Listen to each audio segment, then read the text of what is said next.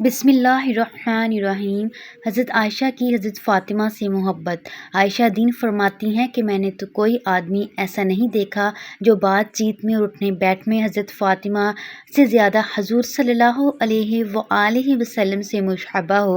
حضور صلی اللہ علیہ وآلہ وسلم جب حضرت فاطمہ یا ان کو آتا دیکھتے تو ان کو مرحبا کہتے، پھر کھڑے ہو جاتے، ان کا بوسہ لیتے، پھر ان کا ہاتھ پکڑ کر انہیں اپنی جگہ بٹھاتے، اور جب حضور صلی اللہ علیہ وآلہ وسلم ان کے ہاں سے تشریف لے جاتے تو وہ مرحبا کہتی، پھر کھڑے ہو کر حضور صلی اللہ علیہ وآلہ وسلم کا بوسہ لیتی۔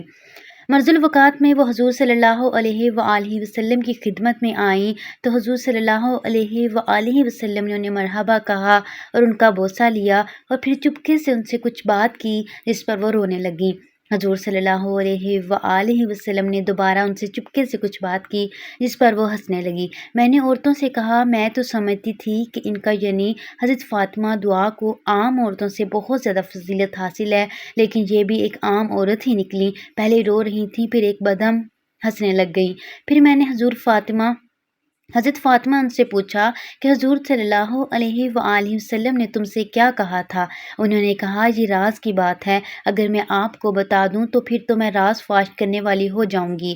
جب حضور صلی اللہ علیہ وآلہ وسلم کا انتقال ہو گیا تب حضرت فاطمہ نے بتایا کہ حضور صلی اللہ علیہ وآلہ وسلم نے مجھے چپکے سے پہلے کہا تھا کہ میرا انتقال ہونے والا ہے۔ اس پر میں رونے لگ گئی۔